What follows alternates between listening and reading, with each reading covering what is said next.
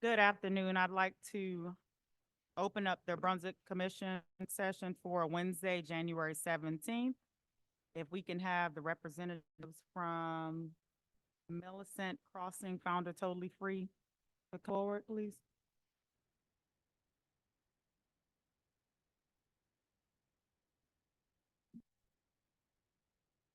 Good evening. Good evening. Am I coming across? Okay, I hear it Yep, now. you're good. Okay, thank you for having me come on this cold evening. Introduce or really reintroduce our agency and what it's doing in the community and has done for some time. First of all, can I ask you who is aware of Totally Free Incorporated? You're aware of it. That's good to know. Okay. So you're vaguely aware of it. All right. So Totally Free has been in existence in Brunswick, Georgia. Its home base is Georgia for 22 years. We are what is called a approved housing counseling agency, and I'm going to get into that in just a minute. But I wanted to first say that we are not unfamiliar with the city of Brunswick. When we started in 2001, some of our first grants and partners started with the city of Brunswick. When Brian Thompson and Robert Harris were in office, they invited Totally Free and me to chair a housing resource board, which we did for over 10 years, 10 or 12 years. And from the board, the Georgia Initiatives for Community Housing was birthed, and you might hear talk of it now because I think it's restarting again. Yay. It's called the Being a GIC Community. Well, I was very active in relationship with the city, and we were thriving for a while, but things changed and people changed. And I think there was a main office named Mr. Drum, and we didn't continue our relationship at that point. So Totally Free just went on and continued what we did because we serve Southeast Georgia. So we have a 22 county ants, but we just happen to be home in the city of Brunswick. So I just wanted to give you a little history before I went into who we are and what we do. So you do have a handout, and I'm going to go through a PowerPoint presentation as I said, Totally Free is what you call a HUD-approved housing agency.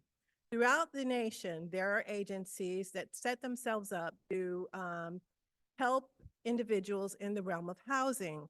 And there are several things underneath that umbrella, bless you, that are approved by the U.S. Department of Housing and Urban Development. So you see a little area in the right corner, that's our organization, but that's also 22 counties. The next HUD-approved agency would be Jacksonville, Florida, the Hinesville, Savannah, and then Southwest Georgia or Valdosta over in the area. So any counties between are ones that come to our organization for service and have for 22 years. This is Secretary Fudge. The audio's not any good, but she's endorsing HUD-approved housing counseling agencies and encouraging people in YouTube video to connect with them if they have housing needs.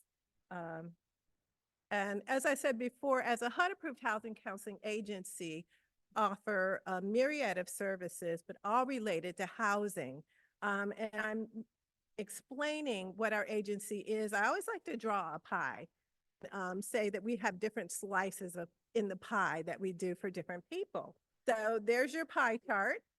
And now I'm going to start talking about the different slices in the pie and how we are helping residents in Glenn County, surrounding counties, and in the city of Brunswick. And we're hoping to reignite that partnership, which is already happening. And I'm excited about that today.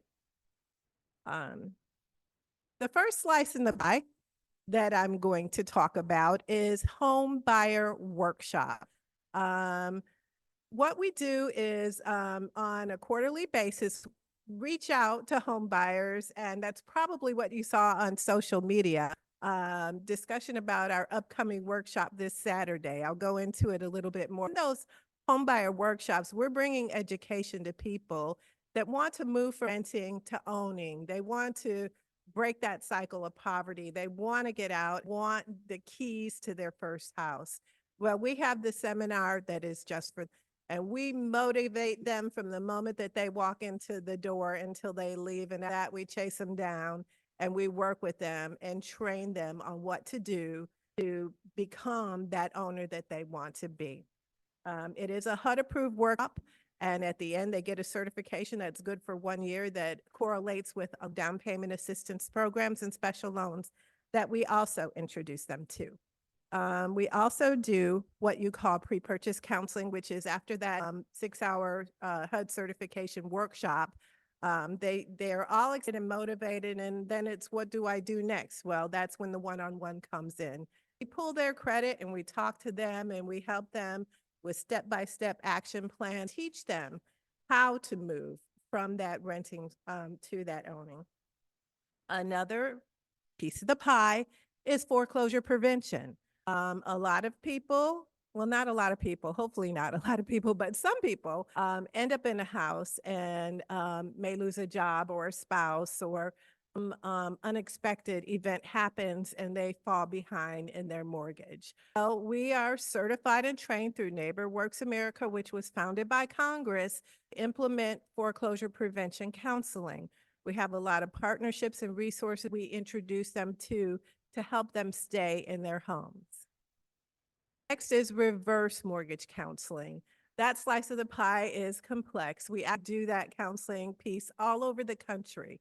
It's very popular among seniors, and it helps seniors that are on a fixed income that have homes equity, but no cash, stay in their homes in a creative way.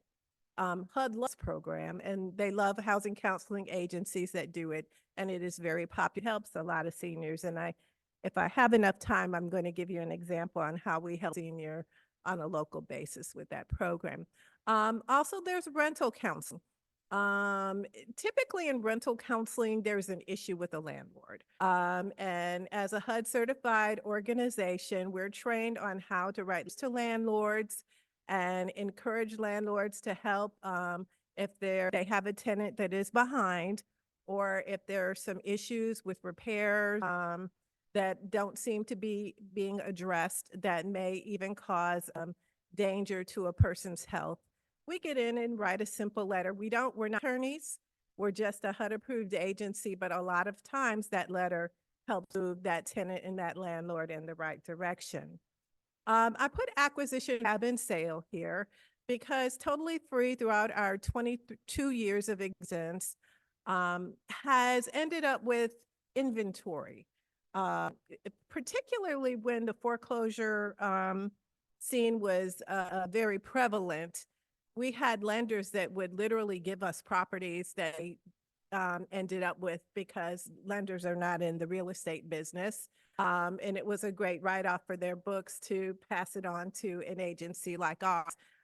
So we have had the opportunity to acquire, rehab, and then sell, and always, of course, with the purpose of bettering the low to moderate income individual. So hopefully we can partner some with the land bank and do the same. The last slice of the pie, well, I might have one asked, but another slice of the pie is fair housing. And that has a lot to do with tenancy and landlords. That's typically where I see it the most. And fair housing is very complex and it can hold pie in and of itself. But we definitely promote fair housing and everything, doing our one-on-ones in our workshops. And when we're dealing with landlord-tenant situations, we know exactly how to help escalate if the landlord is uncooperative and unfair in any way, shape, or form. There's another one, homeless counseling. We are not a homeless shelter, but we do have a lot of people that contact, and our phone rings a whole lot with people that are precariously housed. I'm living on my cousin's sofa. I just broke up with my friend and I don't know where to go next, or broke up with my girlfriend and don't know where to go next. I just lost my job. I don't know how much longer I can keep my apartment. Well, we have a resource list, and we're great at referring to other partners and giving action plans to help people to transition in whatever way is most productive for a favorable outcome. Next, I have what we call an impact report. This impact report is something that we submit to HUD on a quarterly basis. And then as every housing counseling agency in the nation submits an impact report. And then HUD cumulatively puts numbers together and utilizes those figures to say, this is what the housing agencies of America are doing. And on a local level, those are some figures that show how many people came to our homebuyer workshops, how many received homeless assistance. That number is way low because I think it's mixed up with the rent topics. And then there's pre-purchase one-on-ones, resolving mortgage delinquencies, and then reverse mortgage counseling. But we do have results. And we also have great testimonials of those results. We partner with Georgia Dream. Georgia Dream is our intermediary. So get our HUD funds, they start with HUD, then they go through Georgia Department of Community Affairs, and then they come to us. And also when we are facilitating our workshops, we promote Georgia Dream, and we teach people how to utilize that down payment assistance. And I'm really hoping to get some news from the city of Brunswick that there will be some payment assistance available through the city of Brunswick that we can promote inside home buyer workshop as well. Also talked about mortgage defaults and people facing foreclosure. There is a program inside of the Georgia Department of Community Affairs that also offers mortgage assistance. We're grateful that that program's around, but it is dwindling, and I think it will be over within July. But if people are facing foreclosure and need money to maintain their homes, some can possibly qualify for this program. And we how if they contact us to take them in as a client and counsel them step by step and find out if it is a relevant program for them, and if we can channel them through how to get a loan modification or a reinstatement or a plan, or whatever favorable outcome will work for them. But the point between Georgia Dream and this program, mortgage assistance, is we're helping keep money in the community. These people are not losing their homes, and you're not ending up with a house with no person breathing in it in the community. And same with the Georgia Dream and all of the home buyer education. When we're helping people get this down payment assistance, we're bringing money into the community, stopping the leakage from the city of Brunswick. Hopefully we can help people move and live in the city of Brunswick and not go somewhere else. And utilizing these programs is really key in making that happen. And I welcome, embrace, and love the partnership. And the next slide says partnerships equal success. And these are some of the partners, and I look forward to getting that city back up there, where we work with USDA. We have a very strong partnership. The USDA actually sent me to the White House in 2008 for a housing roundtable, and that was really cool.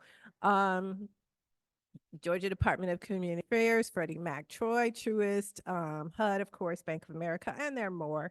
But those bring success. Speaking of success, I wanted to show you what Totally Free was able to help a bus attendant who works for the Glenn County Schools do. That is her house. She didn't want her picture or her name, so there's a little blue mark there, but it's a cute house. This one, she closed in August of 2023 with an rate at 4.25%. And at the closing table, she got a $1,300 check. How does that happen? Well, if you want to know, talk to me. I can tell you.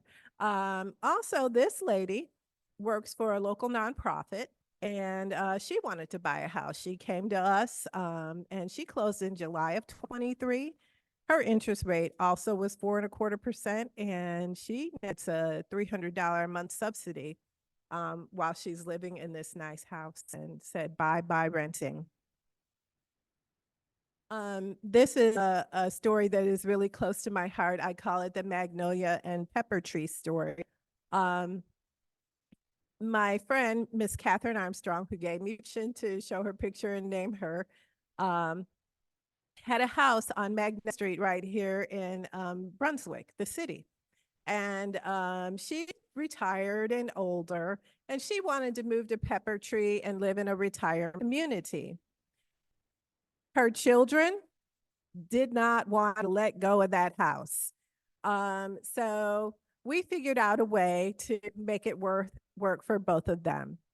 Catherine Armstrong, who's also Pastor Kathy, came to us for assistance, and I said, well, let's how we can make this work for everyone. So what she did is she gave half of the equity of her house to her children. And then she took the other half and put it on a brand new townhouse in Pepper Tree. And with only half of the value of the townhouse in Pepper Tree, she was able to, through a reverse mortgage purchase, move in and never have to pay any payment whatsoever for the rest of her life. It's real. She'll tell you. She's coming to my workshop on Saturday to tell the story. And many success stories. For years, I've always said, if we put up a billboard in town and said, honk if you got a house with our logo, you'd hear toots all day long. We have helped people to the extent that parents are sending their children to us because they got houses through free and they want their children to do it too. We're passionate about what we do. Been here for 22 years when it was popular and when it's not. All the sides of the pie are relevant and real, and we put our heart into it, and we want to continue doing it, and we want to embrace working with the city a little deeper and a little better, because there's so many great housing needs in the city of Brunswick. We have a home buyer workshop this Saturday, and this is another really great partnership with the city and downtown development. We purchased a building, 1708 Norwich Street, and we were able to get a downtown development grant. Thank Matthew and that team of people. And we got a new roof on the building, and we are rubbing the back of the building, which is 1,500 square feet. And we no longer have to rent this from the workshop because our new 1,500 square feet of base is now ready for a workshop. And that's the beauty of partnering within the city. So I'm really excited about that. Our workshops are very popular. And we welcome everyone in the room, whether or not you own, to come by and see what's happening and send people, because we're making lives better. Out of the workshop, a lot of the evaluations are informative, knowledge, supportive, helpful, hopeful, positive, motivational. A lot of good words are coming out of people's hearts after they experience our workshops. That's it. That's totally free. We're 1708 Norwich, have a workshop Saturday, want anyone and everyone to come. And we want to continue to feed income into the community through the programs that we offer. And I thank you for your time. Do you have any questions? Thank you so much for your presentation, Mrs. Millicent. I do, if you don't mind. Okay, go ahead. I'm just looking at your impact. And number one, thank you for all your hard work. I'm a little familiar with your program, but appreciate its detail. You have listed on your impact report 93 next education workshops that you're talking about. Was that 93 workshops you did last year, or 93? It's 93 people, probably a little bit more. Not everybody fills out the paperwork the way they want, but 4 workshops the way we want, but 4 workshops in a year with 25 people attending. But we usually have about 30 to 40 people in a workshop, which is really great. People wonder how we get the people to come, but it's results. That's awesome. That's awesome. Thank Thank you. That you. was my only major question. Thank you. I'll be talking to you more in the future. Wonderful. I'm not sure. Can you tell me what's the time for Saturday, the workshop? Yes, it's from 10 a.m. to 2 p.m. Thank you. And we do a follow-up because it's a really a similar workshop, but we give them homework and then we do a follow-up. And it's kind of a strategy to make them call us again to keep the process going until to ownership. I don't really have much to ask, but once again, thank you for the presentation. And I do agree with their sentiments about having more homeowners within the limits. We know that our housing stock is, not the best and do have for sale that's out there. It's just kind of not really affordable for the people who live in our communities, but, we're working on that. So hopefully Saturday you'll have good attendance and you'll have people out there that you can. Thank you so much. And I look forward to working in partnership with the city of Brunswick to help connect those dots. Thank you. Thank you. All right, so this ends our Wednesday, January 17th work session meeting.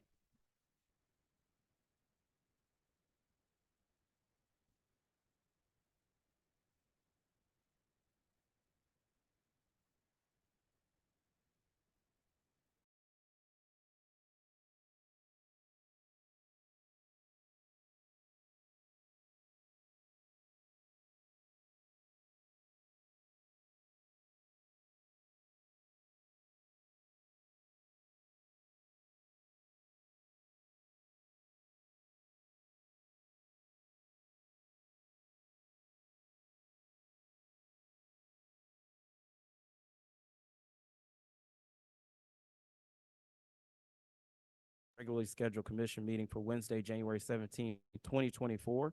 If we can all stand for the invocation and the Pledge of Allegiance.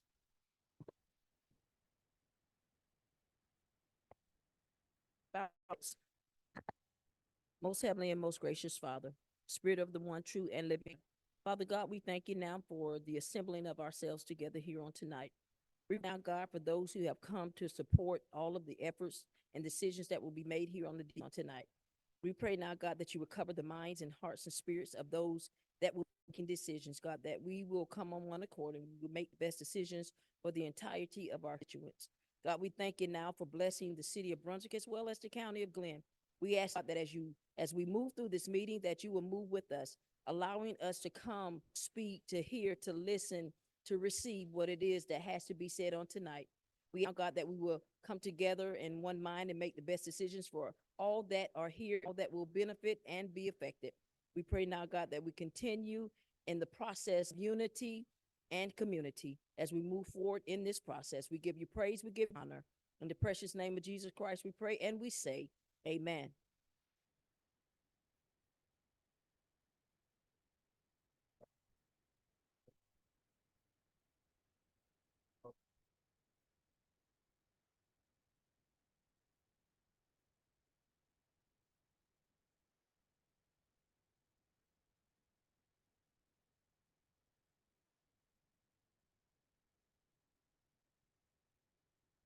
Move through our agenda, we will now have public comment. Have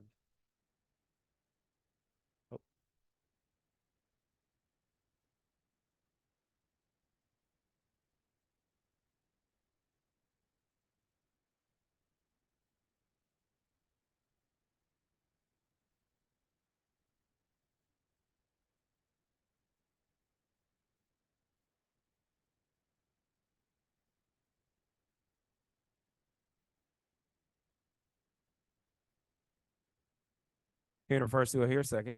Second. Hearing the first and the second, all those in favor show by the usual sign of aye. Aye. All those the same, hearing none, the motion passes. Any other addendums or subtractions to the agenda?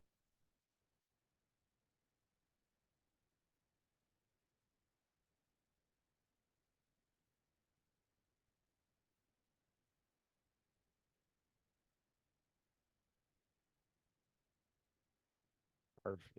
Second. Hearing a first, do I hear a second? Having a first and a second, all those in favor, show usual sign of aye. Aye. All those opposed, the same. Hearing none, the motion passes.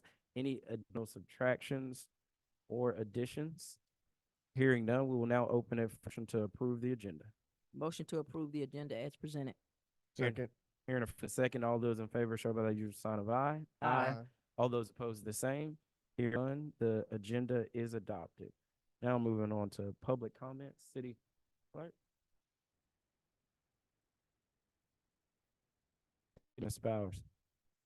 Mayor, members of the commission, Dave Bowers, 53 Reynolds, Vice Chairman of the Planning Appeals Commission, closing out my term in July after 6 years of service on the PAC.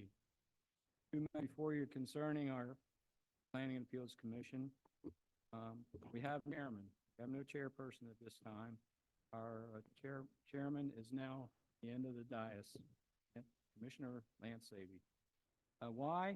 Because when the PAC was created in 2018, the language code requires that the committee chairman be ratified by the city commission.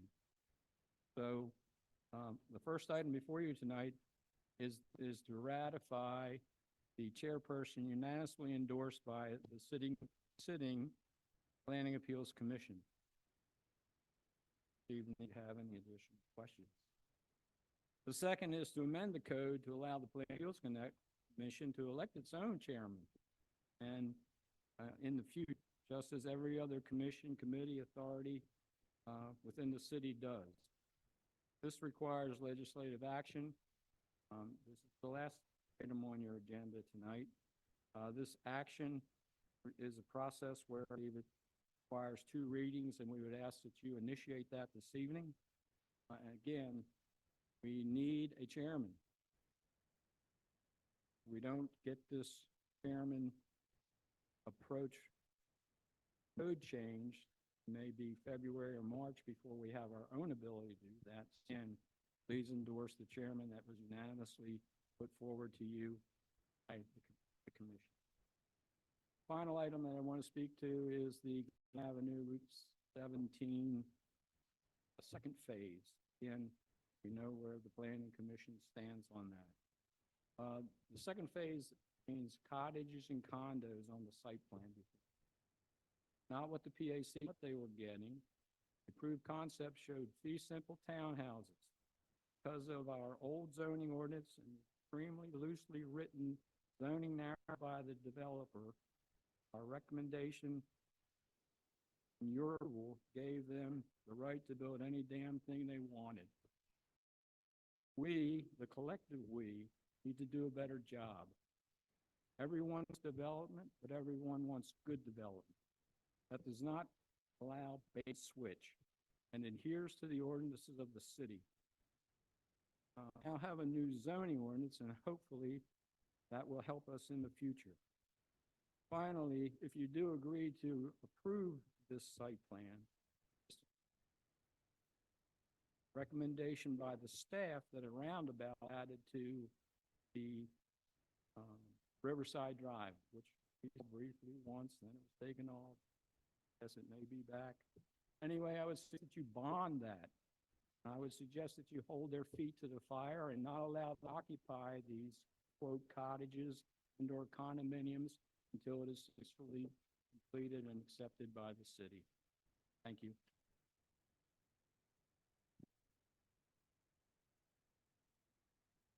Ms. Bowers, I would like to, we have anyone else? Okay.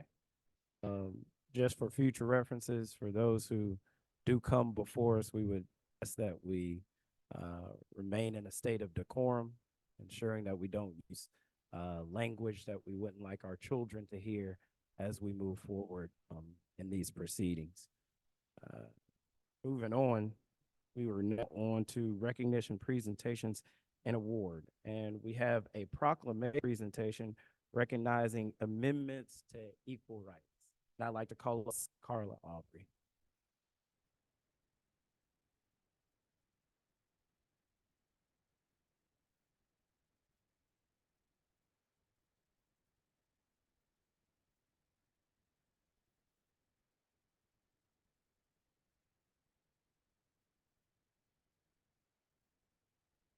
Before we start off, I want to, number one, thank you for your work that you and your family did in this community and have done in this community. Standing up for the murder of one of our own, ensuring that justice was brought not only to a family, but that peace brought to a community. And that was directly because of the work of yourself, your family, those around you, and those who've tied into this community to get this done. We are even more blessed that your work didn't stop there, that you kept on pushing to ensure that rights across our community are recognized. And that's what we're here to recognize today. Whereas the equality of rights under the law shall not be denied or abridged by the United States or by any state on account of sex, Section 1 of the currently unpublished 28th Amendment of the U.S. Constitution. And whereas on December 10th, 1923, the Equal Rights Amendment, or A, written by Alice Paul and Crystal Eastman, was introduced to Congress by Senator Curtis of Kansas, 3 years after the ratification of the 10th Amendment that gave women the right to vote.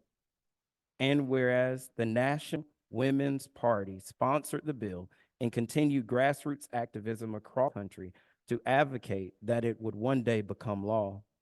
And whereas 50 years have passed since the Equal Rights Act left Congress on the road to ratification, and 100 years since Alice Paul and the National Women's Party asserted that women should be equal with men. As the effort to enshrine equality for women in our Constitution continues with Trina Arnold James, President for the Georgia National Organization for Women and its members. Now, therefore, I, Cosby H. Johnson, Mayor of the City of Brunswick, along with my fellow commissioners, recognize January 17th, 2020 as Equal Rights Day in Brunswick and acknowledge the tenacious efforts of women-led organizations that continue to fight for an equal right to life, liberty, and the pursuit of happiness. Thank you so much.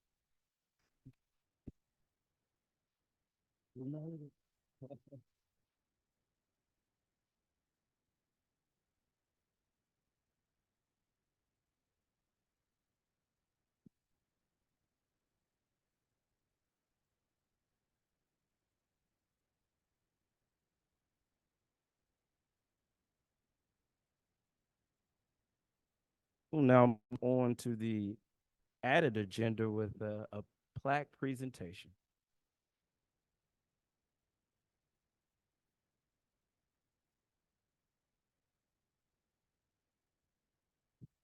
Good evening.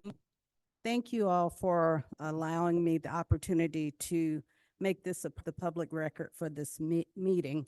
I'd like to ask Finance Director Kathy Mills and Assistant Finance Director Lynn Veely to come.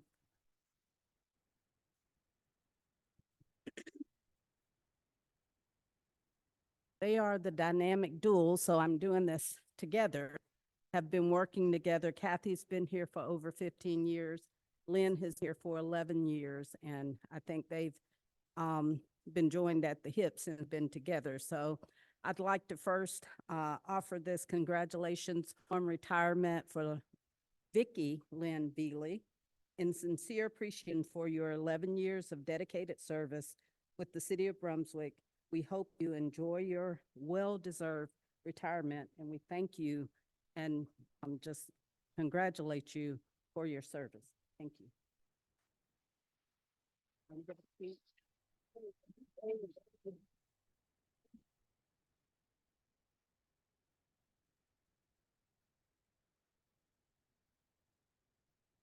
Lynn has informed us that she is to move to North Georgia to be with more of her family. So we wish very well in her retirement and much success in taking care of grandchildren.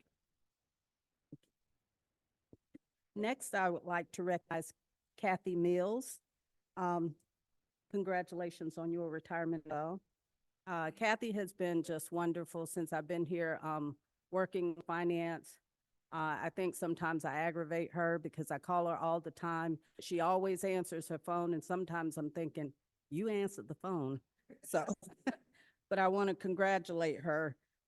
It reads, congratulate on your retirement.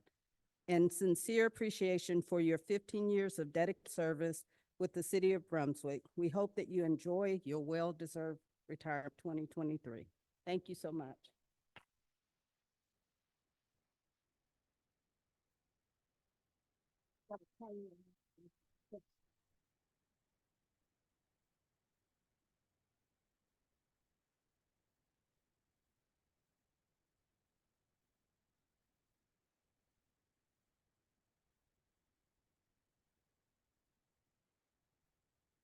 Yeah, I want to also say that, Kathy reminds us she getting in and out of the building. So I thank her for us advocating for our accessibility.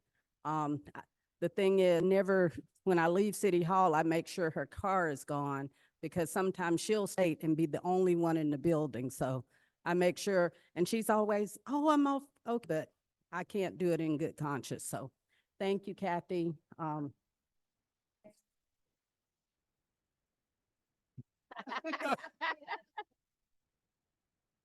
Right. But thank you. Thank you all. Thank you, Kathy.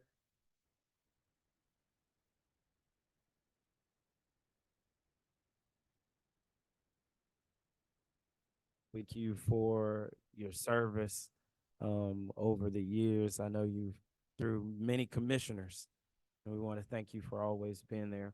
We want to take a moment. I had a friend in the room, Commissioner David Sweat, County Commissioner. We want to thank you for being with us this evening, coming to see the proceedings and supporting us here in the city. Moving forward, we now move on to appointments to Downtown Development Authority. We have received applications and resumes, and we'll now open it up for any discussion or motion. I would like to make a motion. Oh, You Nope. got it. You go. okay. To appoint Shamika Searles on the Downtown Development Authority. Second. Hearing the first and the second, all those in favor show by the usual sign of aye. Aye. All those opposed, the same. Hearing none, the motion passes. Mr. Mayor.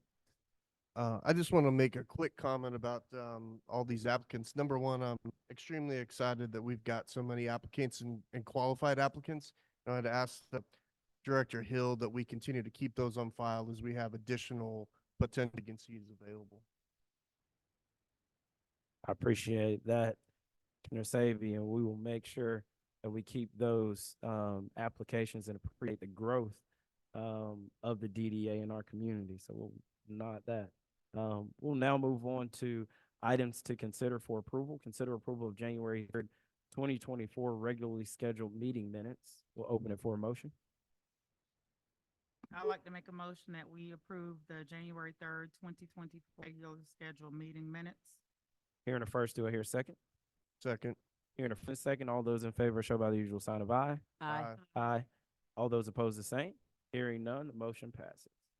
We'll now move on to number 5, consider approval of alcohol license renewal for bottle time liquor. Deputy Brown.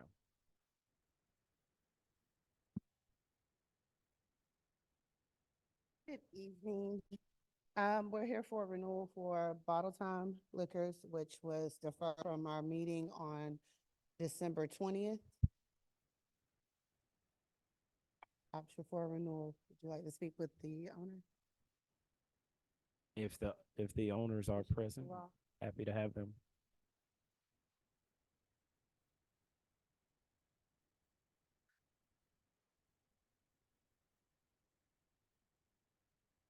Perfect. Thank you so much.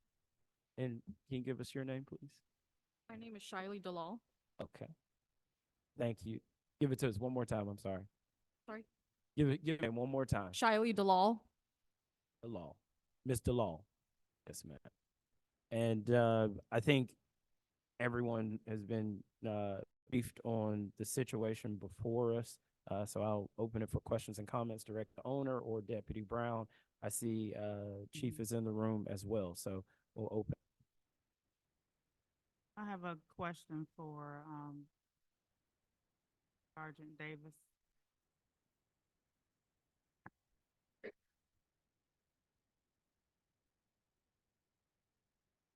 Were there any violations found with this particular business?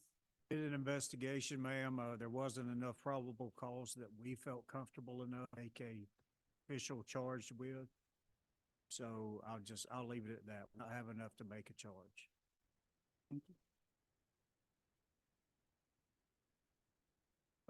I got a quick question, Deputy Marshal. Can you just, for some of us new commissioners, just verify the location, put it in context for us? Is it beer, wine, and liquor, Sunday sales? Give me some more details, please. So they Location, if you are a don't mind. package store. It is located at 1900 First Street here in Brunswick. They are open Sunday through Saturday. And what are your hours? Monday through Friday is 10 to 11. Saturday is 11 o'clock to, and Sunday we're open.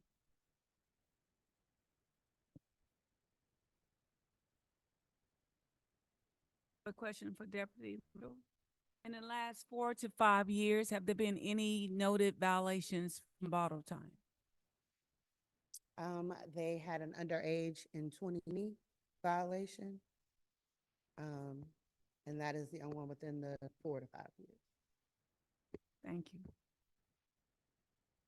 Also, may I note that it was not this owner, it was a different owner. Oh, different order. Thank you. That clarification. So run through the process.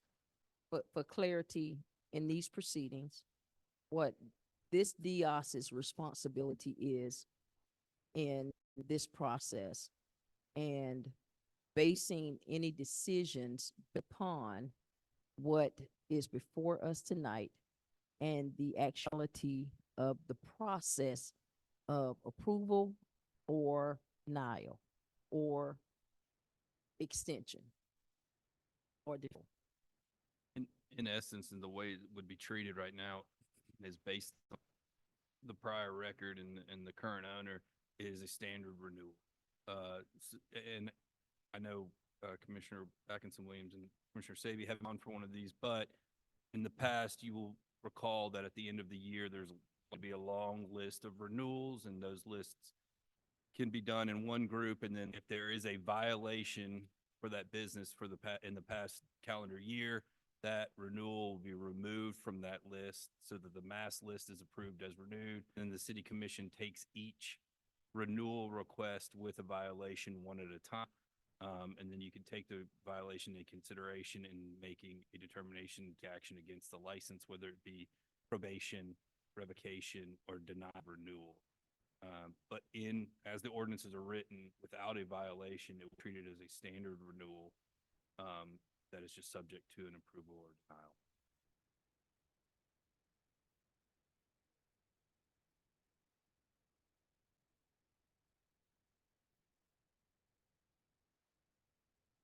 Any additional questions or comments?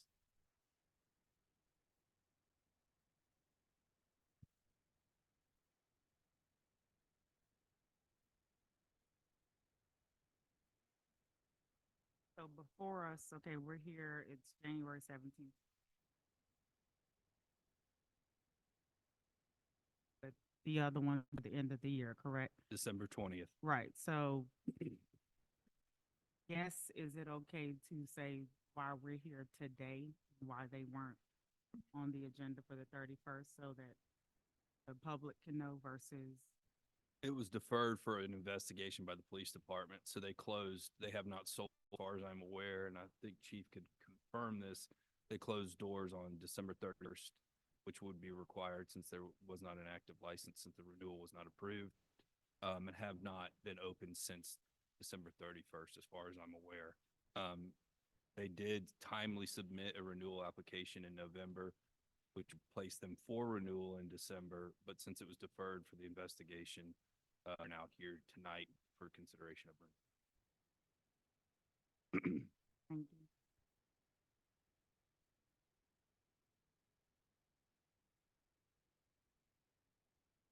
Any additional questions or comments? Hearing none. We will open it to the committee for their decision. I'd like to make a motion that we consider approval for the alcohol license renewal for Bottle Time Liquor. Second. Hearing a first and a second, all those in favor show by the usual sign of aye. Aye. All those opposed, the same. I'm not opposing, but I am remaining. And with that, the motion passes. We'll now move on to consider approval of 3210. Nope, that was removed, correct? Deferred. Number Mr. Mayor. 6 was deferred. We'll now move on to 7. Consider approval of resolution number 2024-01, submission to the Georgia Department of Community Affairs for Community Housing Investment Program, or CHIP grant. Mr. Ms. Mayor, Hunter. I'm sorry to interject. Was the deferral motion for item number 6 made date specific? It Yes. will. Okay, Yes, sir. apologies, I might have missed that. February 7th. Thank you.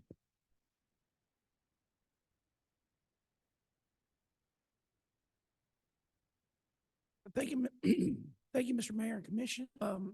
If you will give us a little bit of license this evening, we have 2 items back that both deal with our housing program. Russmer is here to do a brief overview of both of those items. After that presentation, we would come back for the approvals of resolutions independently, if that's all right. Okay, I will turn it over to Russ. Thank you. Mr. Mayor and Commissioners, as John said, we have 2 things to lay out before you today. The first that we'll talk about are the policies and procedures to implement the housing plan that you approved along with the comprehensive plan for the city last October. Funding was set up in budget for fiscal year 24 to implement that plan.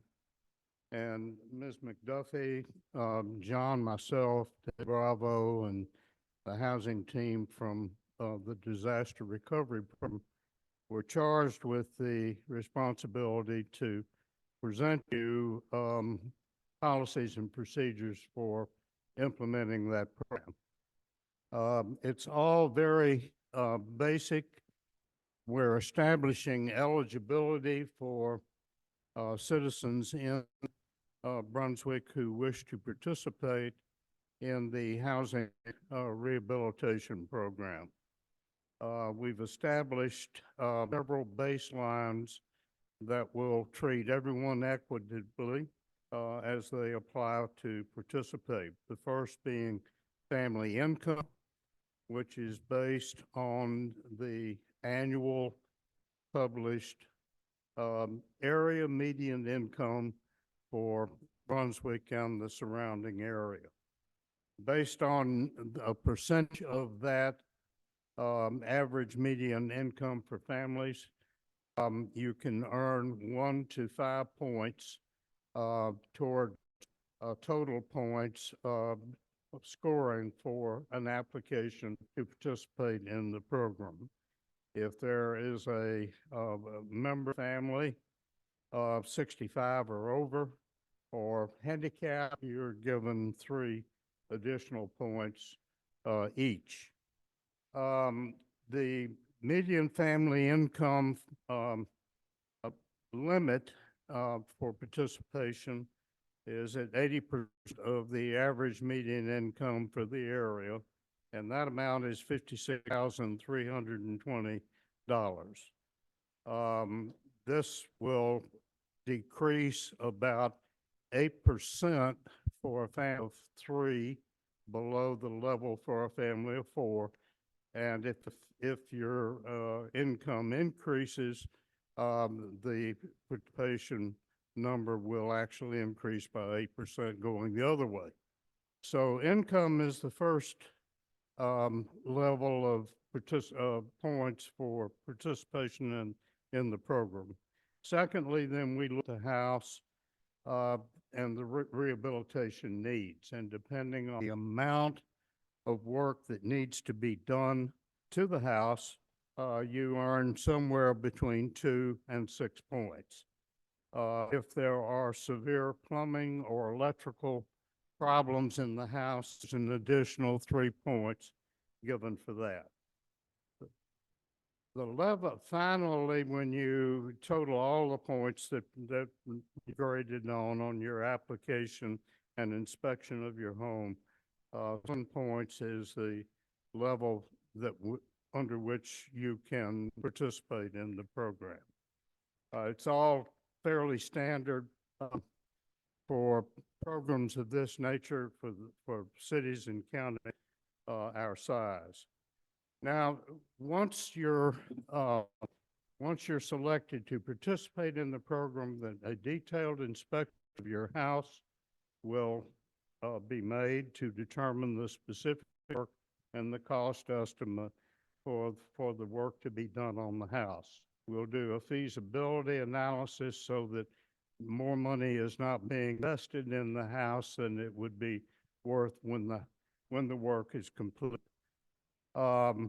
We also will inspect the house for lead-based paint asbestos in case any of that is disturbed during the process of rehabilitation. It will have to be remediated. That's federal law, of course. Accommodations for handicap will have to be done as part of the rehabilitation as well. A title search will be done to be sure that the family that we're working with actually owns the property. And then the final thing is the applicant will have to accept a lien on their house for a period of time based on the amount of grant they receive.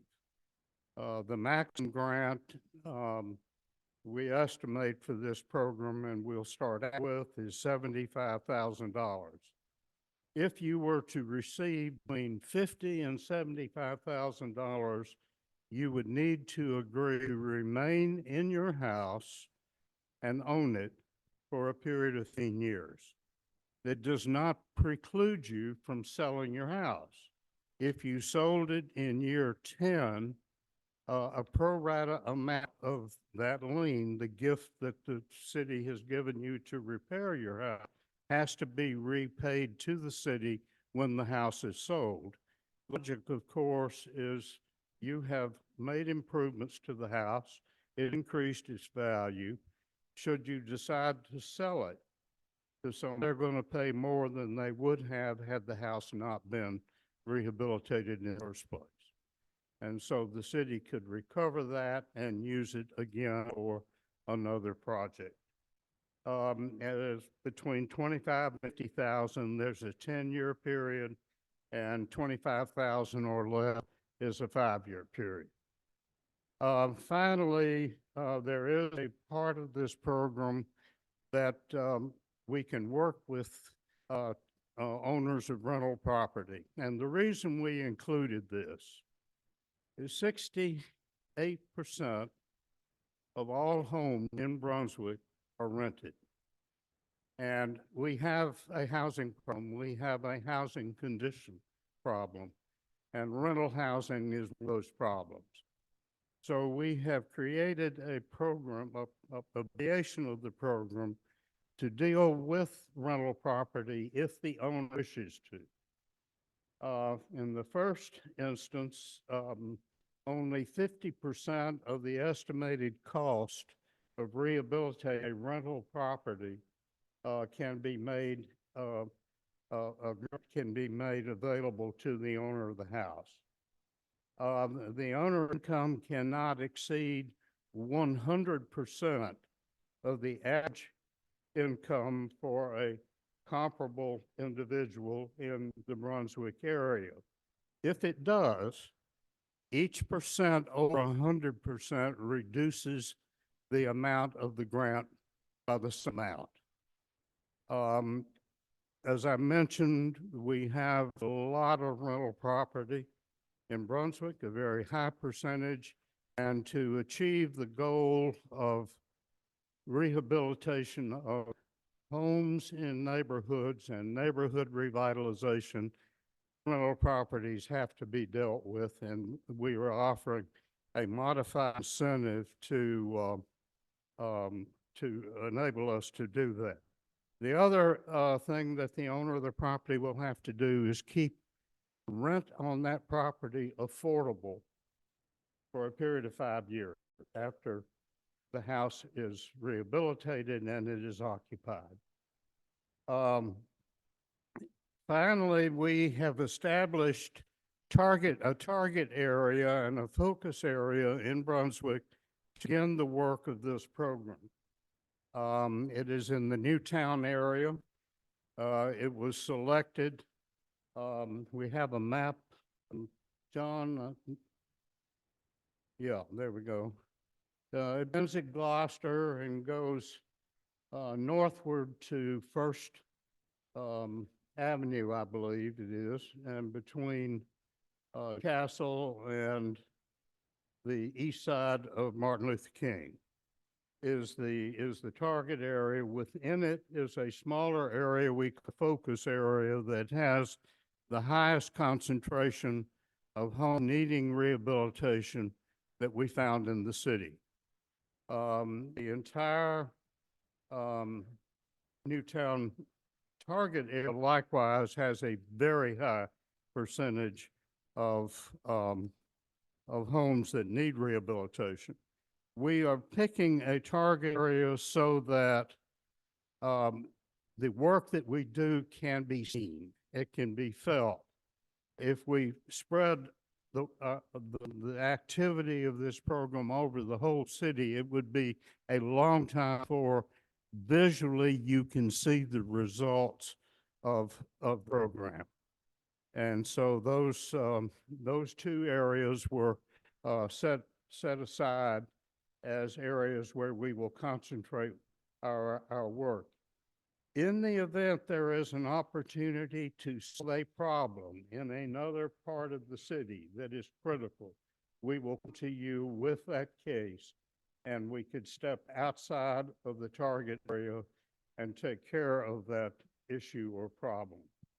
We'll work with Ms. McDuffie on things like that because we're going to have opportunities and things that will occur from time to time.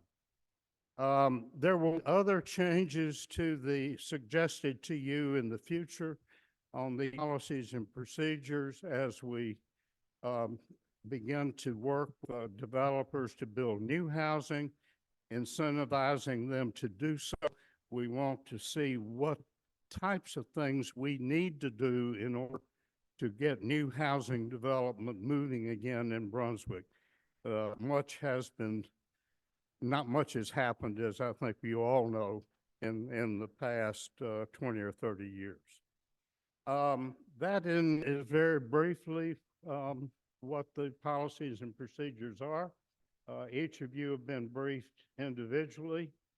We tried to answer all your questions, and if you have any now, we'll try so again. Questions or comments? I Yes, we did a good I want job. to staff, from Regina on down. I know this has been a major focus of the city and the commissioners that were here before me. Thank you for helping spur this. It's a lot of work. I don't think we'll ever have a perfect policy procedure in the city, but I think this is a great first start, and I think we'll get some action in our community and hopefully learn from some of the initial first projects we started. I'm sure we'll be back discussing it more as we continue to move forward. But thanks for all your hard work. All of us plan to learn a lot and start this program, and like you say, there will be changes. We'll bring those to you. If you want me to move to the second one, or? Well, additional questions or comments, anybody? The second, what Lance said, and thank you for your work. Thank you for having the conversations with us early, but I also want to shout out the commissioner who was here before again, really honing down and figuring out how we can invest in housing and a full understanding that this is just a piece of the pie.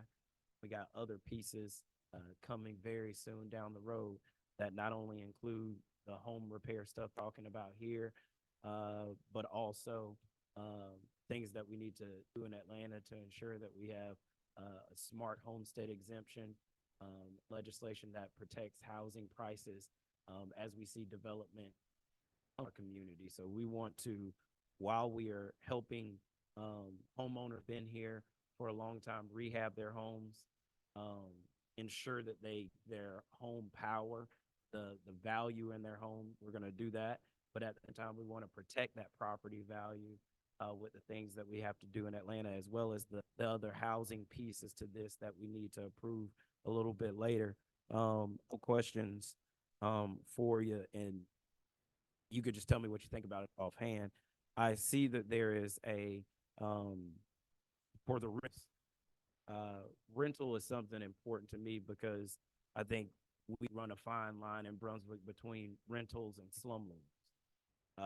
People who may own 2 or 3 properties, and what they are charging rent doesn't allow them the space to actually repair on the time they may need to. We understand that those people are out there. However, we also know there are people out there who own 30 plus properties, 40 plus properties in our city, and it would seem have the vested income to be able to keep homes at a certain standard. While I'm okay helping one, I don't want to invest our tax dollars helping the other. And so on this, for rental properties, under I think it's C that you have here, it says owners of rental properties whose income exceeds 100% AMI shall be required to increase their participation further by that same percentage that they exceed the 100%, which I think is great. I think that's a way to get them to reinvest more. Are we thinking about at all when here or down the road saying we will also cap that based on how many properties you own inside of Brunswick? So if you're owning 30 plus properties, I don't want to be reinvesting in you rehabbing 30 plus properties that you will continue to own down the road. So just tell me what you think about it, and we can discuss it at a later date, but that's something that I want to think about as this is as a moving target. The other piece of it is on the buying side, we are putting against that property for 10 to 15 years, which I believe in. I think it's the right thing. What I don't want people to do is come in, buy a property, redevelop it, and then can kick out 5 years. I think you should have to be invested and have to be here and care about the community. On the rental side, though, I love to see that matched because where we have the property for a period of 5 years following the completion, I would love to see, well, if they're going to be in the rental market, keep those rates down low, at least that same 10 to 15 years that we're asking a home buyer to be committed in the community. Those are things that I would like to work on in the future. I know these are things that staff and everybody up here has been working on for a long time, but I just for those as potential edits and thoughts. Yeah, working with rental property is going to be our biggest challenge.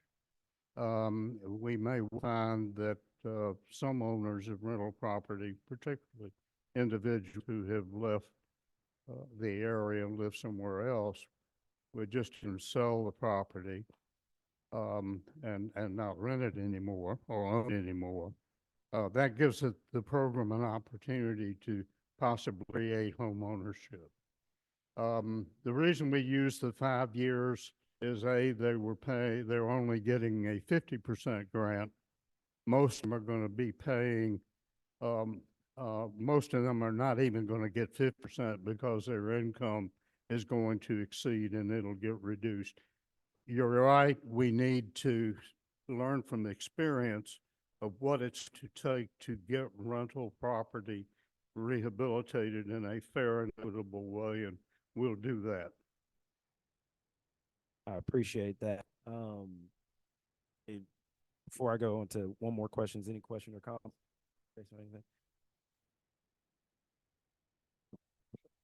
when we factor in our code enforcement department, that component should work in its entirety. So when we're looking at the entirety of this program, the essence of all of our other tools that we have as a city should automatically start to attend at the same time. So when we're addressing different violations for renter-owned properties, then that should be an automatic. Just to speak to that for a second, really, I think what we're looking at there is a little bit of a carrot and stick approach, where the code enforcement finds violations or poor conditions in rental housing. You know, we automatically put forward a process to try to rectify that. We do run into rental homeowners who they may be renting to a family member. It was a family home that they've inherited, and they don't have that money to make those improvements. What we've always tried to do is work with the resources that we know we're able to try to assist those people. So I think on one end, our carrot is you've got something you've got to do, and our stick is the code enforcement, and we've got funding available to help. On the other end, where we may be dealing with large property owners have bad conditions, we can use code enforcement the same way and really push them into, you have to make these changes. Yeah, we've got a program a little bit, but you've got to show us and prove that you're going to make improvements. Because as we learned in the Savannah trip, code enforcement is a mindset, not a chore. And we've got to start changing the mindset of the entirety. That it's a mindset. This stuff has to change. We can't pacify it anymore.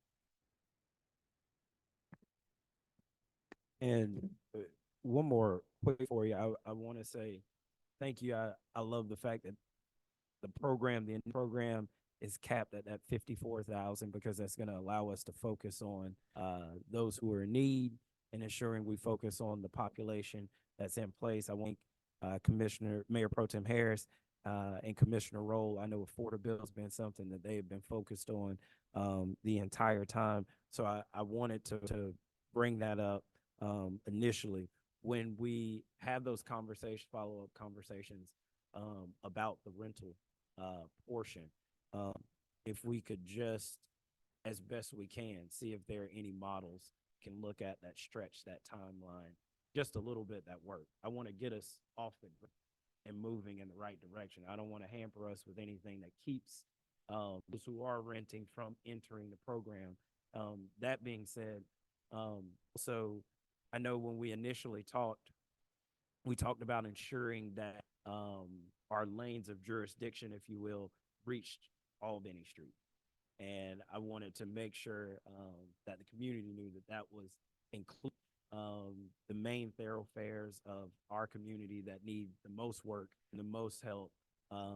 We've done the work to try and figure out where that is, where we can focus these dollars for the time being so we can spark that growth. So I just want to thank you guys for your work. I think we need to go ahead and approve this, and then we'll move on to the second. Am I reading that right, or are we doing that together? Actually, if you'll go and do a summary on the CHIP program, and then we'll come back to Okay.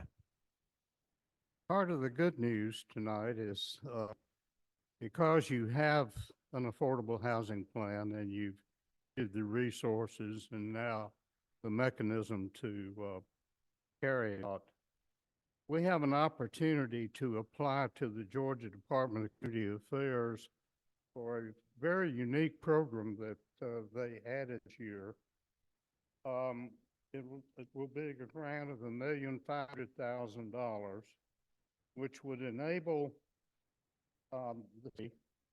to acquire vacant residential property, must be vacant, that needs rehabilitation. If it's feasible to rehabilitate it, we would acquire it, rehabilitate the property, and offer it to home buyers who have had homeowner counseling, who have the credit to get a mortgage on the house. And part of the good news, better news, is that the program allows us to use up to $40,000 of the grant to assist home buyers with the acquisition of the house. Now, starting with a universe of 32% of your homes are occupied by the owner, which is a very low percentage. This is an opportunity, to take vacant, boarded up property, and there is a lot of it in Brunswick. There are 88 boarded homes in the focus area of Newtown and over 150 vacant homes in the expanded target area in Newtown. Overall, the city that we know about, there are close to 400 vacant homes, many of which can be rehabilitated and made available for people to buy. This program only offers the funds for rehabilitate homes for people to purchase, not to rent. If you can't sell the house after 9 months, you can rent it. I don't think we're going to have a problem. We must, the application is like the Manhattan phone book. We're still developing pages for it. We'll be submitting the application the end of this month. It is competitive. There will be 6 grants made for this program. We may be the only applicant for the acquisition of vacant homes. This is the first time they've tried it. We believe it will work in Brunswick because we know from examining tax records, from code enforcement reports, from work that the Land Bank Authority has already started doing and helping us with, that there are homes available for under $40,000. That's the number we use for the application, but I saw some today that were under 20,000 that appear to be able to rehabilitate. So we're going to be asking you for a resolution to file this application if we're approved. Department of Community Affairs won't miss their opportunity to give us a set of policies and procedures to share with you, because they have their own way of doing things and they expect us to do the same. So we'll be back to you if we're awarded that. We should know in April whether we have been selected or not. It's a point-rated application process, and we're optimistic with the progress that's been made in adopting an affordable housing plan, putting $2.5 million in your budget for the program, and the fact that we are going to use $500,000 of that $2.5 million to manage this program, which we would be doing anyway. So it's not new money, it's money that the city would be using to implement the program without this grant. Most of this grant money will go into acquiring the property, rehabbing the property, and then working with home buyers to sell. It's a good opportunity. Questions or comments from the commission? Quick question. So I'm just making sure I'm understanding you right. So if I was the owner of a home that was, I guess you would say now boarded up, and if I was interested in applying for the program to where the city will give me the funding to fix up the house to sell it, who comes up with the price to sell? Is it the city or me, the owner?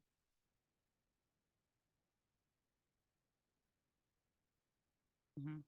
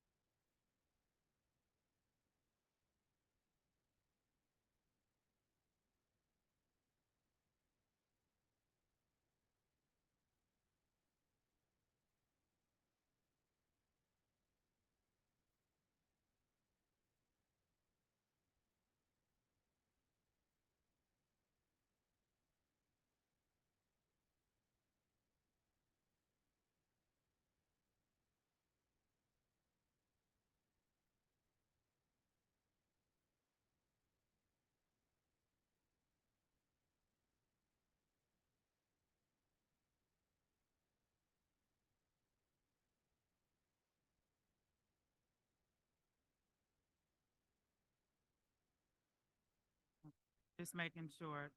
Okay, I'm just making sure that the owner isn't out to sell a house for $270,000. That'll.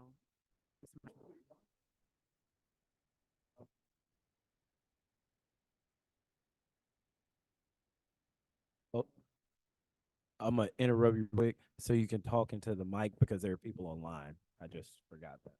So I can hear you. I'm sorry. No, it's okay. Where was I? What we'd like to do is to find home buyers before we start rehabilitating a house, so they could actually put a little sweat equity in it if they'd like to use the habitat way of getting homes built. There are all kinds of things you can do with this program. The main thing we need to do is get it up and moving and show progress. And then things will run smoothly. I just want to make sure, Commissioner, that your question got fully, because I was a little confused after your question and what your response was, and you were asking the selling price of the property before its current condition or after the renovations were completed? After. Okay, so the After. city would own the property, we would sell it, and we would determine that sell price in the appraisal. It may be that when we start looking at the legal process that we have to follow as the city, that the land bank may buy it using the funds of housing of this grant and contract with the city to rehabilitate the house, to manage that for them because they're not gonna have that kind of staff. And then they actually own the house through the purchase, the rehab, and the sale. We are we have the treasury, if you will, and we have this to manage the rehabilitation of the home. Or we may not have to do it that way, but there are, one of the things is if the city owns the house when it's time to sell it, it has to be auctioned. And that's going to present a problem. Going to have our desired outcomes at that point. All right, so specific to the CHIP grant, I have two other quick questions if one. Tell me again, I've heard numbers like program or the CHIP grant can go from up to 5 years. Do we have to spend it in a time limit is my question? It's a 3-year program. But what happens is you bring in $1.5 million. You use it to buy the property, you use it to rehab the property, you use it to run the program, then you sell it, and that brings money back in. Right. At the end of 3 years, the $1.5 million grant that you have is gone. It's been used one time. The $500 million that the city has put in kind managing the program is gone also, but it has come back in the form of sales proceeds. The budget that we work up has a budget balance at the end of 3 years. We're rehabbing 28 homes. There's over $600,000 of what we call project income. That will take into the 4th year. In the 4th and 5th year, we're projecting another 2 homes. And at the end of the 5th year, there won't be any money left. Okay.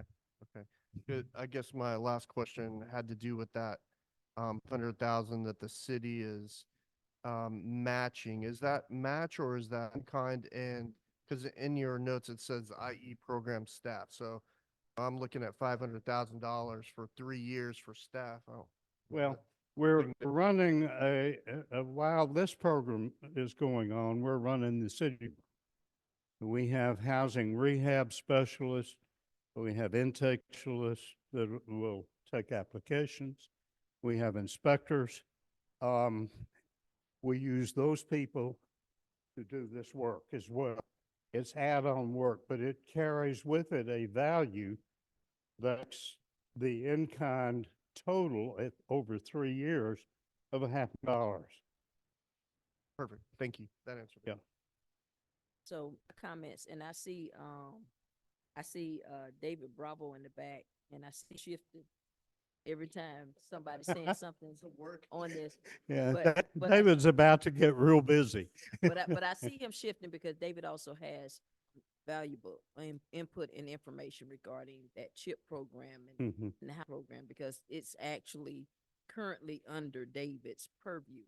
But so mine is in to me, what I see at the difference in this process is the ability of the city to be intentional about the type of properties that it pursues. So you're not going to pursue a property that would cause you to fall outside of this criteria. So we're going to be intentional about those properties that we choose to pursue. So if you're trying to keep it in a certain cost affordability, then those are the properties you're going to intentionally seek or go after, because you're trying to secure or procure those properties that are in that certain income range that fit this criteria according to this program. So that's going to be the intentionality that we have to move in that vein. The land will be a great tool, and we've addressed that. We went through all of this. We saw it today.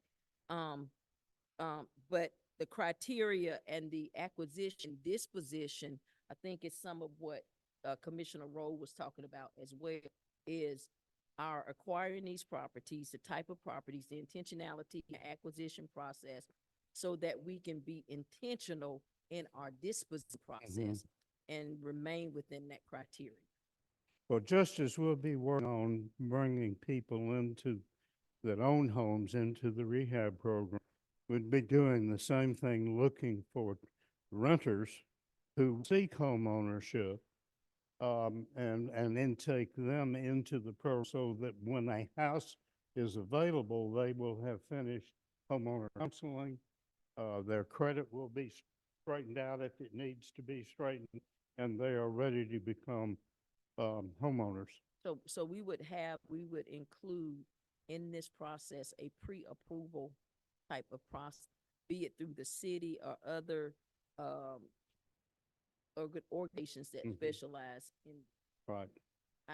I don't, and I don't, you're in charge, so I have direct eye contact with Dave, so I didn't know if he was itching to say something or not, so.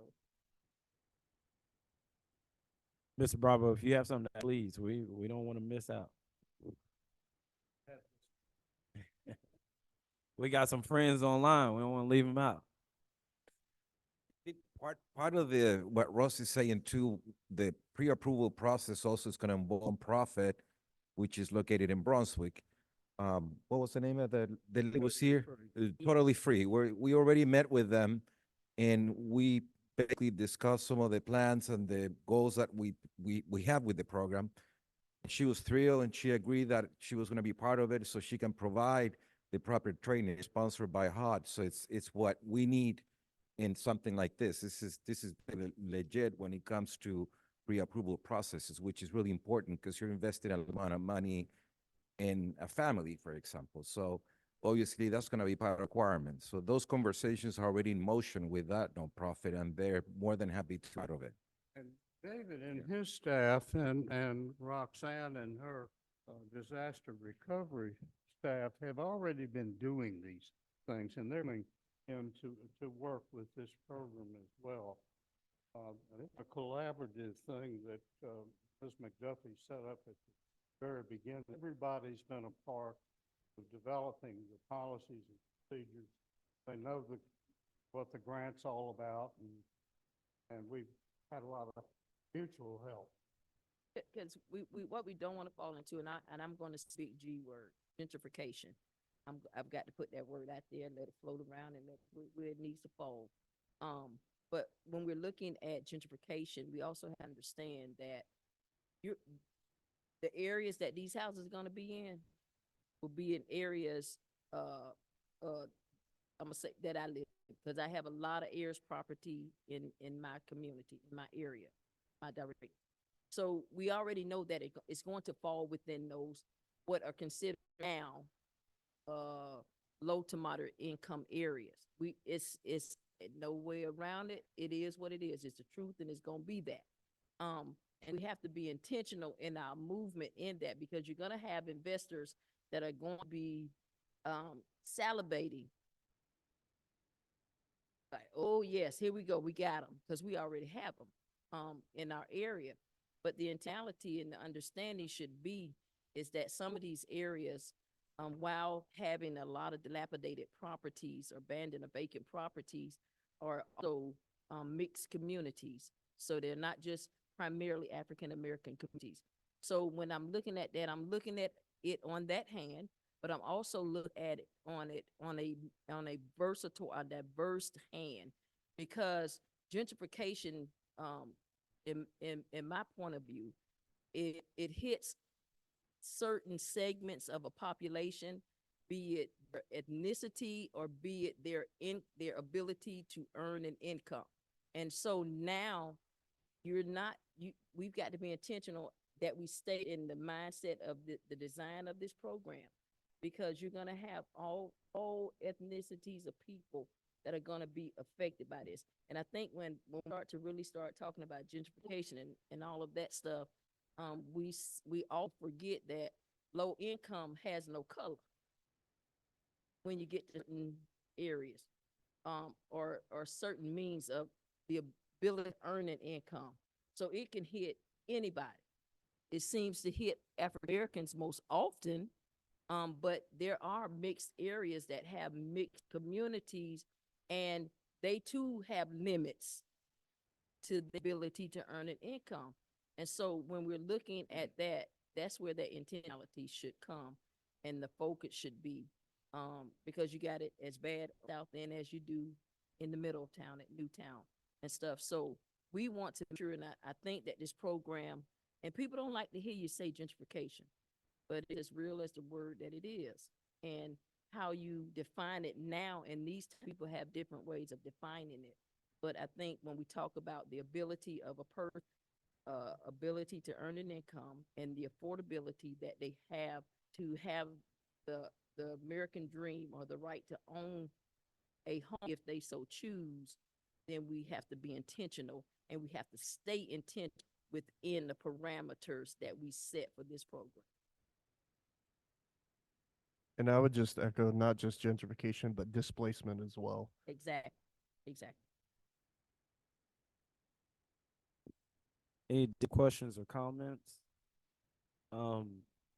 Really quickly for me, I want to, as we move forward, applaud this commission because we've been focused on a couple things, and this is a piece of it. Number one, to ensure we strengthen homeowners' position in the market and keep people in their homes. This kind of work, the first piece of this does exactly that. And the second thing that we ask ourselves is how do we get and ensure that low to moderate income residents of our community have a transparent and a clear path to ownership that is strengthened by their government, which this is going to do that. The three things that I hope to go on in the coming couple weeks after passage of this is, one, I want to thank Mayor Pro Tem and her work with the land bank, because this is really a foundational piece of something she's been working on a long time, but also takes us a step in the right direction. We could just help the rest of the commission fully understand how the land bank really plays in this space and how they start to capture homes to ensure that they're not going on sale from the city. We know that we would be trapped into going to the highest bidder. We want to make sure that that has that clear transition to Mayor Pro Tem's leadership at the land bank. The second is just a shout out to the work that we're going to have to do as a community, but that we also have to do as commissioners. This application now goes to the Department of Community Affairs, which is run and appointed by our governor. And we have to ensure that not only we are present in Atlanta as a commission, but that we are present with the Department of Community Affairs, and that each one of you, either online or in the crowd, has the number to Rick Townsend, has the number to Mike Hodges, to ensure that you call them and let them know that the city of Brunswick has an application in to the Department of Community Affairs and the good work that we want to do with here. So it's going to take a working lobbying effort from us as a community to make sure Atlanta hears us all the way down here. The third, I just want to make sure that our public affairs, our team and the way we do communications, that we are thinking about really smart, innovative ways to make sure the community knows about these programs well ahead of when we get them done. And that's not only programs that they can enter, but also, you know, Director Bravo, I know with the major minor home repair, we've been working with a singular contractor for a while. God bless him. He does, you know, great work. The work too, 100% expansion. I like it. So if we can do all the work that we can to ensure, whether it's subcontracting, contracting, that we are thinking of new and unique ways to get our workers ready for the coming change that's coming. Outside of that, thank you. I've been a lot of work. We've been bothering you all a lot. Regina's been amazing. So thank you guys for getting us here into this place. And I'm gonna put this plug in because in attendance at the chambers meeting, they were going through states priorities, and one of them is force development. And so this is a great opportunity. This is great opportunity for workforce development. So we need to make sure that we are partnering with the technical college, the schools, because contracting is about to blow up. Workforce development, here's an opportunity for workforce development. Perfect. With that, I think you guys ready for approval. Any other? Yes, sir, Mr. Mayor. The first resolution that we have, and I'm going to share screen again so we can all see it, is the resolution for the CHIP program. And that resolution is of the City of Brunswick City Commission to submit an application for a CHIP housing program grant of $1.5 million to the Georgia Department of Community Affairs. I'm not going to read the whole thing. We just ask that you adopt that. Perfect. We have that before us without the absolutely repeating, unless City Clerk Atkinson, you say we need to repeat it from the DIOS. We'll take that verbiage and I will open it for a motion. Mayor, I make a motion that we adopt this resolution to apply for the $1.5 million grant via the CHIP program in DCA. Hearing a first, do I hear a second? Hearing a first and a second, all those in favor show by the usual sign of aye. Aye. Aye. All those opposed, hearing none, the motion passes. Alrighty. And the second resolution is for the creation of our housing program. We ask that you adopt that as. We will open that for a motion. I'd like to make a motion that we consider approval of resolution 2024-2, adoption of housing and neighborhood revitalization program policy. Hearing a first, do I hear a second? Second. Hearing a first and a second, all those in favor show by the usual sign of aye. Aye. All opposed, the same. Hearing none, the motion passes. I'd like to take a moment and just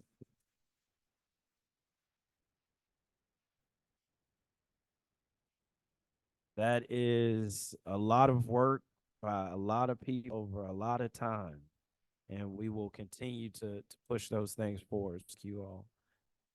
We'll now move on to number 9, consider appointment of Planning and Appeals Commission Chairperson, Director Hunter. I forgot I was next.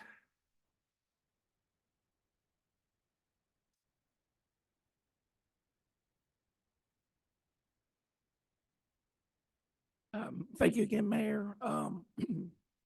As was mentioned earlier this evening by Mr. Bowers of the Planning and Appeals Commission, under the ordinance that governs the Planning and Appeals Commission, it is the duty of the City Commission to appoint a chairperson. With the election of Mr. Saby, who was our previous chair, to the City Commission, he got a promotion, and we are in search of that chairperson. The Planning and Appeals Commission has forwarded a recommendation that their member Kitts be appointed chair by the city commission. Mr. Kitts is in his second full term on the Planning and Appeals Commission, and his term runs through 2025. You have a number of options here. You can follow that recommendation and appoint another chair as you see fit, but that power lays with where you can defer to a later date. But the Planning and Appeals Commission has asked that you do move forward with appointing a chairperson.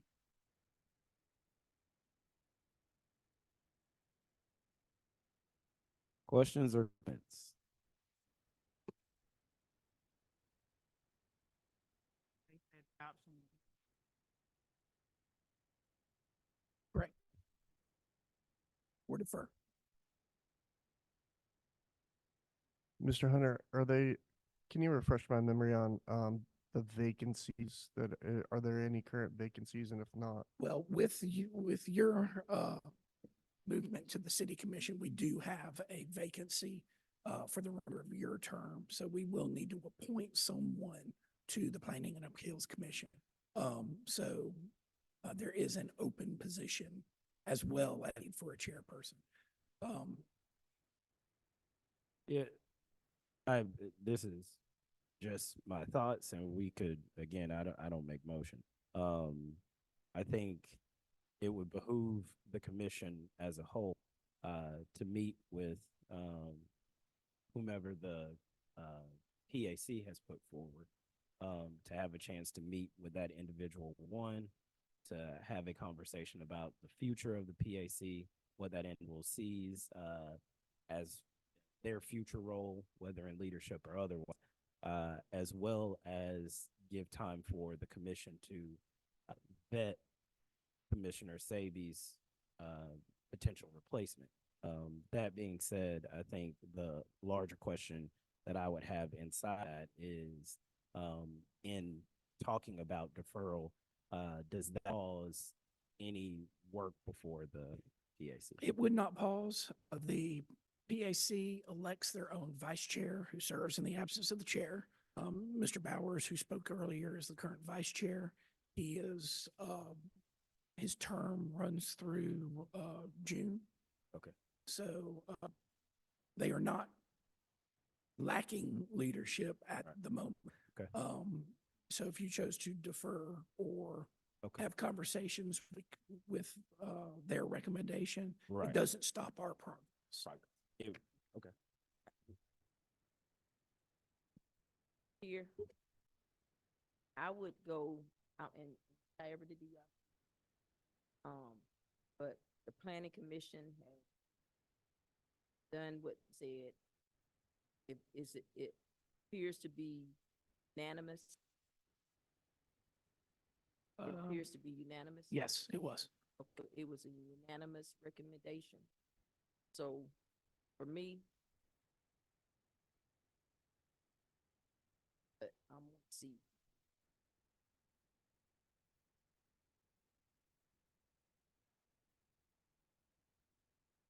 I would say as the former chairman, just as a point of information for the rest of my fellow commissioners.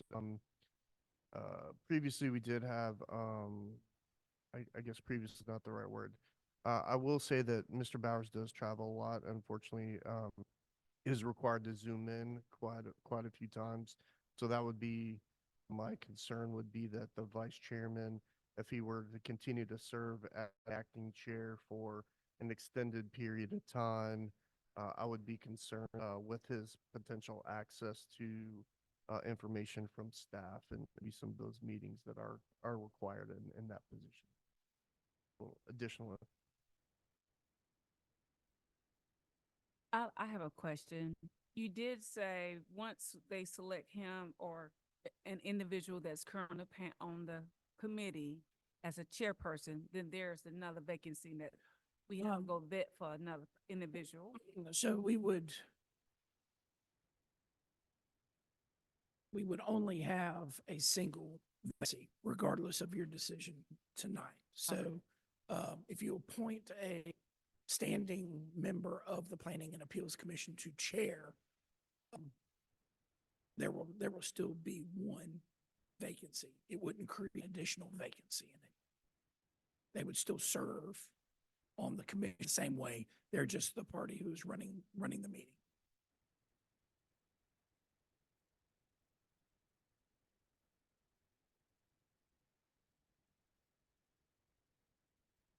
I have a question for the dais. If we decide to have a discussion with their recommendation, the individual that is recommended, We could defer it to the very next meeting if we'd like. And I'm totally fine with that. I think if we're gonna I think the work that the board does is highly important to the decisions that we make here. It's incumbent upon each of us to deeply understand the inner workings of the PAC board to ensure those visions and those thoughts that you have clarity on what are coming from it. I don't think you can do that just, like happenstance. I think you have to do that by sitting down and meeting with those who may be running those individual institutions. So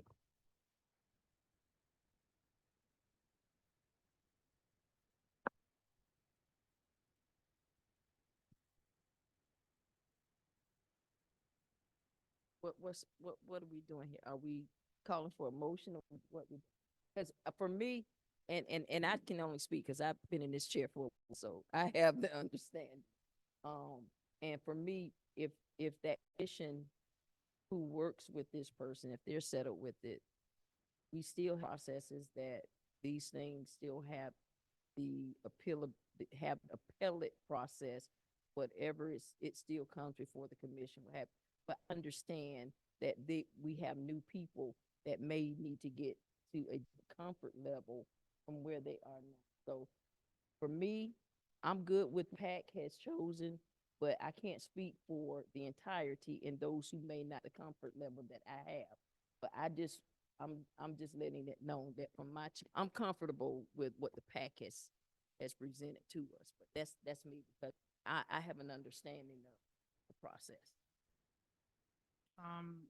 I'd just like to say, seeing that, as we asked you if it'll, stop any type of decisions, I'd like to make a motion that we defer the appointment for the Planning and Appeals Commission chairperson till February 7th meeting. hearing the first, do I hear a second? second. Hearing the first and the second, all those in favor show by the usual sign of aye. Aye. All opposed, the same. Aye. I don't know what, like 4-1. Do I have to say Yeah, that out it's loud 4-1. that it was 4-1? Yeah. Okay, 4-1. With the motion passing, we'll now move on to number 10, approval, police department surplus vehicles. Chief Jones.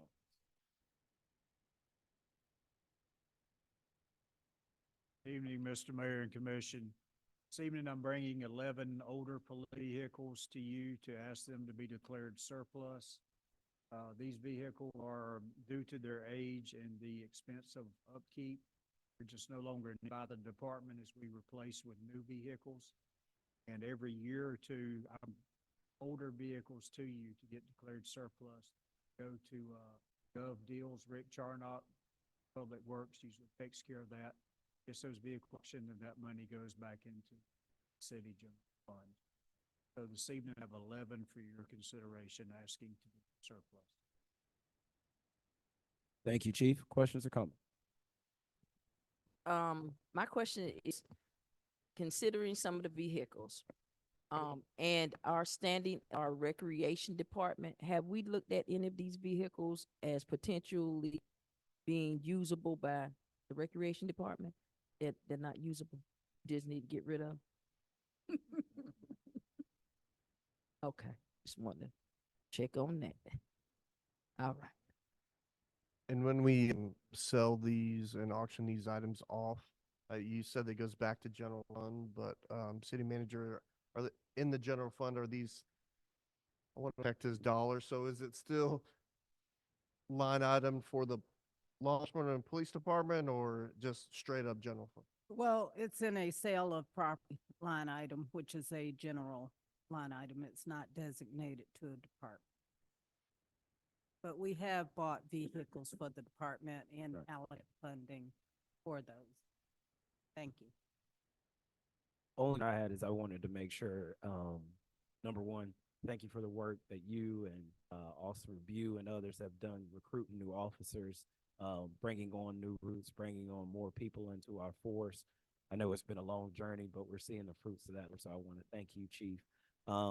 Does it moving 11 sounds like a lot, and I just didn't want to make sure it messed with our patrolling, or that we have the amount of cars that we need for the patrols that we have, and we're all lying that these are completely surplus and won't interrupt that at all? Or will we be thinking very soon, in a soon manner, about purchasing more vehicles that will flow into the fleet? Yes, sir. A good question. For the first, I think, in my employment here, we have more people than we have vehicles. But thankfully, we ahead a little bit. We have, I think it's 3 or 4 that's in FTO still in training. We have a couple more coming online. So I went to Ms. McDuffie roughly 3 or 4 months ago, planning ahead and say, hey, we need some new vehicles. So when these folks get through trying to cut loose, we'll be ready. So she's provided those for us.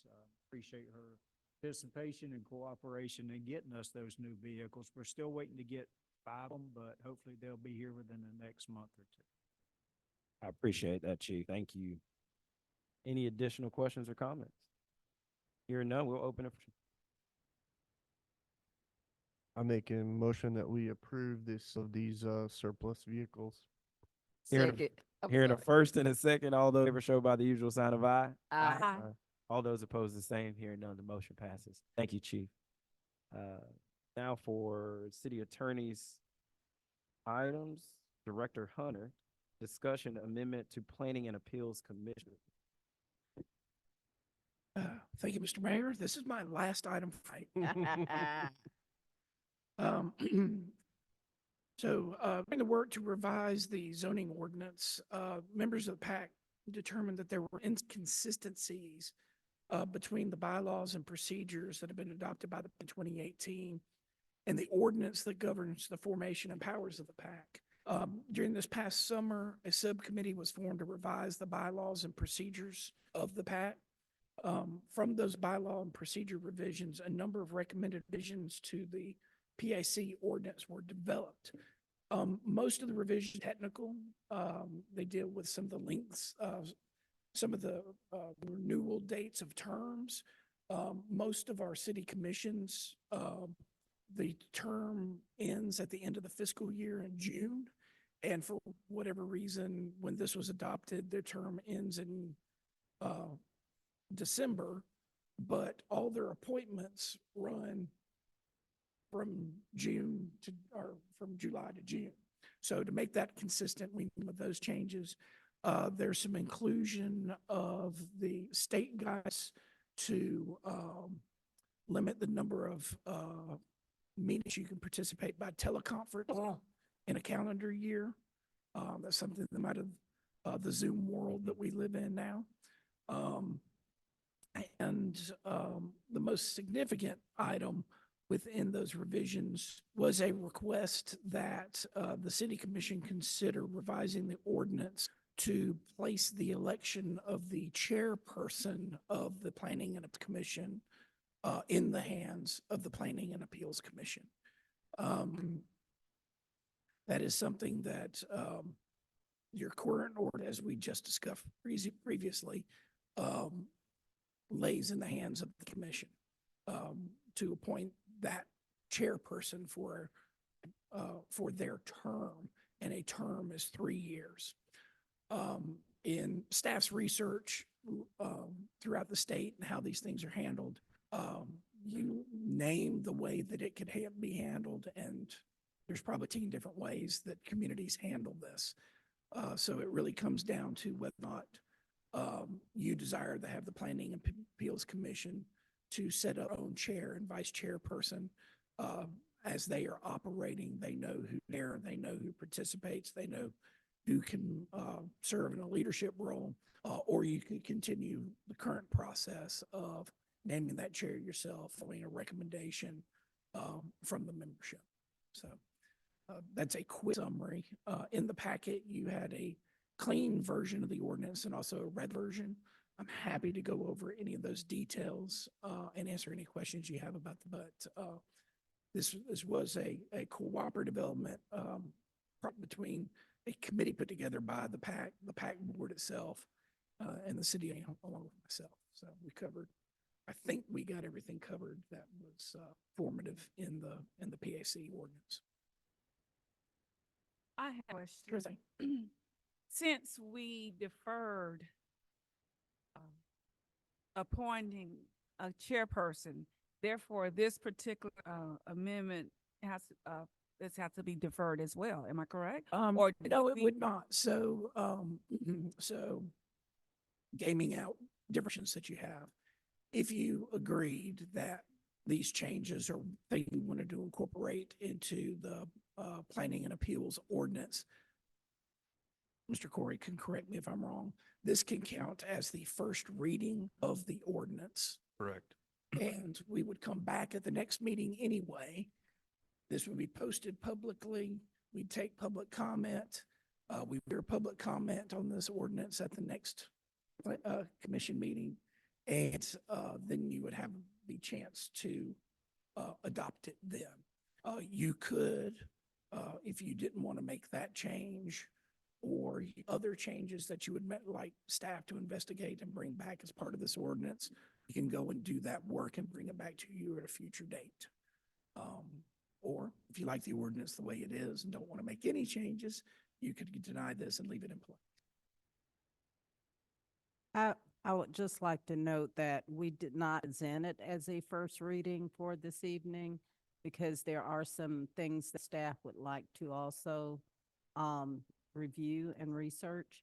So this was not presented as a first reading. It was presented as a discussion. And we would have that first reading once those things have been provided clarification. Thank you for that.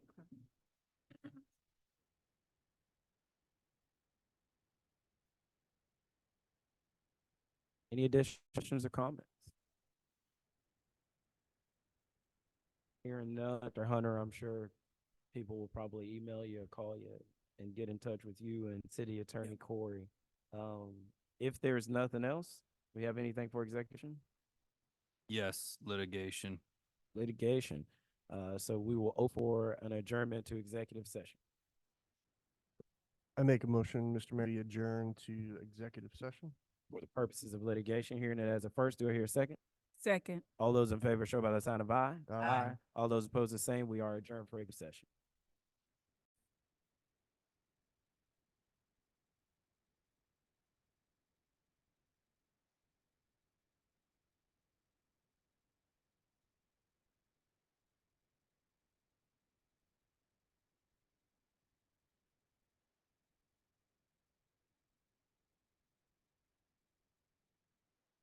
We have returned from executive session and